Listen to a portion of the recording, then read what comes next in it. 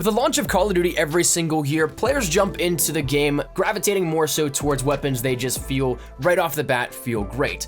Oftentimes, a lot of those may be weapons that are at the lower levels, but also there are times where they will be at the higher levels as well too. But more so, whenever you start using weapons that you know you can do well with at the beginning, you oftentimes stick with those a lot. And while World War II offers a lot of weapons within the first 20 levels or so that are very formidable weapons, or if they're default weapons, they're still actually pretty good as well too, like the grease gun, like the STG, like the PPSH, there are some weapons that are definitely worth going for, and that might even include permanently unlocking with your unlock token at the very beginning, or if you've already prestiged, using one of those on this weapon as well too. And to me personally, the weapon we're going to be talking about here in this video is the best weapon in Call of Duty World War II. Now, I've seen some rivalry between this and the FG42, but I still personally think that this one takes the cake. It's pretty mobile, not necessarily gets in the way too much, and of course packs a massive punch.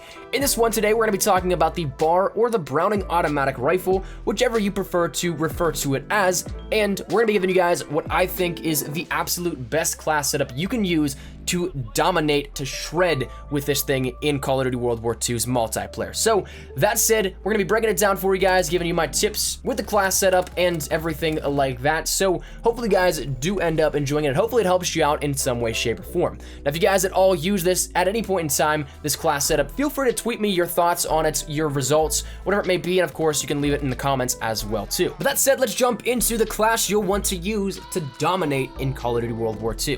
Now, obviously, as we mentioned, the starting primary, the base focus of this class setup is the BAR, the Browning automatic rifle, and I think personally that it is definitely worth the unlock, whether via unlock token or grinding it out. For me personally, I don't think that my unlock token ever registered. There was definitely some errors where people are having where theirs after prestiging would disappear, but the one I was supposed to get with launch, I don't think that I ever got it, or I might have just mistakenly used it on something else. Not entirely too sure about what happened with it, but nonetheless, I had to actually grind this out, and while it did take a little bit of time, I am so happy that I did it. I took the time to get there, and of course, having prestiged already, unlocking it permanently after that prestige was definitely by far my best move here in World War II thus far, I think. So the BAR or Browning automatic rifle is of course something you might need to rank up, but alongside this, what we're going to be placing it in is the infantry division. So right at home with that base of infantry, we're not going to switch it up or do any curveballs or anything like that, but the infantry division, if you end up ranking it up all the way, you can end up getting that extra primary attachment, extra magazines, and you can move significantly faster while aiming down sights. Personally, I think it is definitely way better when you have infantry ranked up. Whether or not you're going through the prestiges or not, that's something that I definitely would recommend doing just for the added extra prestige and bonus that you get for actually doing that. But while I think this is very effective nonetheless, I think it's more so the most effective when infantry is ranked up all the way, so you have all these other perks, so you don't have to, say, waste anything on forage or another basic training you might need to make up for some of the things that come with infantry. Now, what's key, I think, about this is not only the extra primary attachment allows us a little bit more flexibility and a little bit more power on our weapon, but the extra mags makes up for forage, and of course, I like my ammo. I intend to be alive for quite a bit of time, and the stalker effect that comes with moving significantly faster is definitely helpful for already pre-aiming corners or anything like that, and just being able to strafe back and forth in a gunfight, which can significantly throw off the aim of your enemy. That said, on the weapon, we're actually going to be throwing on 3 attachments, as we are allotted with infantry, that being quick draw, hollow points, and extended mags. Now, I will say initially, I did play around with the idea of a grip on the BAR, but after doing a little bit of side-by-side comparison, you almost sacrifice that attachment slot if you use a grip, simply because, as with, say, the ICR in Black Ops 3, the BAR's recoil isn't really all that great. It does have massive kick where it feels like a heavy weapon, but it doesn't actually kick your aim off too much. Only at range is where you're going to end up seeing a little bits of that kick whenever you have that recoil and you're aiming down sight. That's the only time I think that it would maybe come in handy, but other than that, I would throw that grip out the window and I'd put something more significant on, like hollow point, which is what I switched that out for. Now, quick draw, of course, this is something that you might not be looking for too many close quarters engagements, but in some of these maps, it's inevitable that you're going to come into more so closer quarters. Those trenches on Pointe du Hoc, those hallways on Saint-Marie du Mont, all sorts of places in these maps allow for more so close quarters engagement. So while it might not be your intention, it is something to definitely have nice at your disposal. And of course, even in the longer range gunfights, if you say spot an enemy a little bit later than they have spotted you, chances are they'll have a little bit of a leg up with that first shot, but you can counter that by having a snap aim, and quick draw definitely helps here with that. And the second attachment, which I think might be one of the most crucial for this, is hollow point. Now, for those of you guys that don't necessarily know what hollow point does, if you haven't played around with it in Black Ops 3, or I believe it was Infinite Warfare, but hollow point increases headshot lethality. Now, normally headshots are primarily 2 shots per any weapon unless it's a sniper, or I think maybe a shotgun as well too. So those standard SMGs, rifles, LMGs, you're gonna need a couple more shots into the head before you end up getting a 1-shot, 1-kill.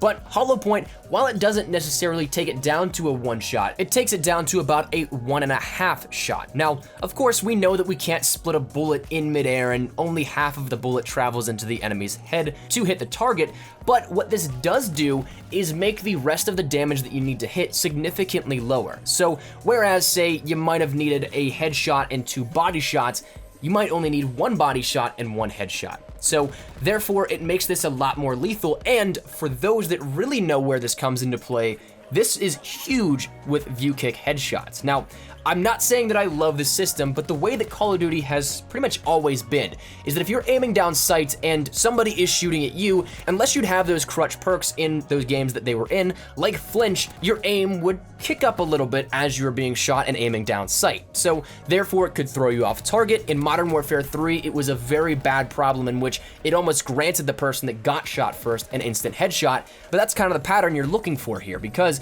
if you're shooting and you hit the body, but your aim kicks up as a result of view kick and being shot at, it's gonna almost guarantee you a kill with that headshot once it lands with hollow point. So while it is kind of a quirky system and something that might not seem all that much of a fair gunfight, it's something that, while it's been in place in many games in the franchise, you might as well try and take advantage of it if you can. Now, of course, this also is viable for regular use. If you're just using regular headshots, it definitely makes it much nicer as well too. You don't necessarily have to gun for this strictly being a view kick headshot instant win.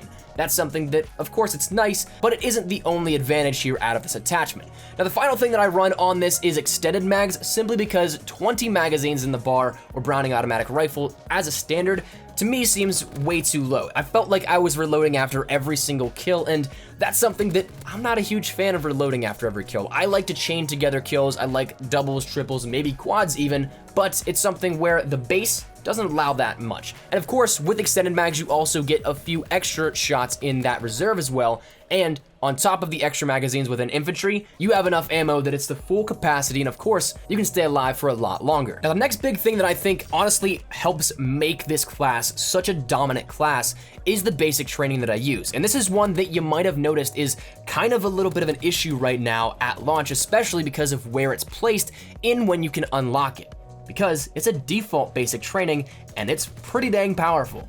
That being espionage. Now, for those of you guys that don't know what this does, score streaks as well as players that you do damage to show up on the minimap for a good 15 seconds, 15, 20. I didn't really time it out myself, but they stay on there for quite a bit of time. And they show up as a dark red dot on that minimap and in real time as if a VSAT was over top of them. So it's something that all you have to do is tag them with 1 bullet. If your entire enemy team runs espionage and just tags players left and right, pretty much you're gonna have a VSAT the entirety of the game. So therefore, this helps out tremendously, not only for getting assists, but also for being able to know where an enemy is. If, say, you take shots at them and they round the corner and they're prone on the ground waiting for you, you already know that they're gonna be in that corner. You can see that they're clearly right there, they're not moving, and therefore I think that this is a huge benefit for this class. Of course, it's something that some people might not be too fond of, but if it gets the job done, which I think it definitely helps do, I definitely recommend it. Now, the secondary that I run is the P08 or the 1911. I honestly don't switch to my secondary all that much just because the bar itself is such a powerhouse. And then I use just a standard frag grenade to try and maybe clear out a building if I know somebody's camping there, or in some cases, I'll get some random nice grenade kills, which do help every so often. And I think there might be a clip in the gameplay in which that happens, but nonetheless, that is the class. And I think that this is probably one of the best classes that I've used in World War II, but maybe even in recent years. It just feels to click so well for me. It just feels so powerful, and I absolutely love it. So that said, I want to see what you guys think about this, because I think this thing will help you shred in World War II. So that said, give it a shot. Let me know your thoughts down there in the comment section down below. Maybe tweet me your pictures of your gameplay, your final scores, all that kind of stuff with it. Whatever it may be, let me know your thoughts down there in the comment section down below and over on Twitter. But hopefully you guys enjoyed, and if you guys did, make sure you drop a like down below. And of course, if you guys are new to the channel, make sure you guys subscribe to stay up to date with everything we have here regarding Call of Duty World War II. If you guys want to stay up to date with everything we have here regarding tips, tricks, best classes, leaks, news, whatever it may be, make sure you hit that subscribe button so you do not miss a single beat. And finally, if you guys want to follow me over on Twitter, that's the best place to get connected with me outside of YouTube. I practically live on Twitter, so if you guys want to strike up a conversation, ask me a question, whatever it may be, link is down there in the description below. But all that said and out of the way, hopefully you guys had a fantastic day. Thank you so much for watching. Mine is Espresso. I'll see you guys later. Take care, and peace.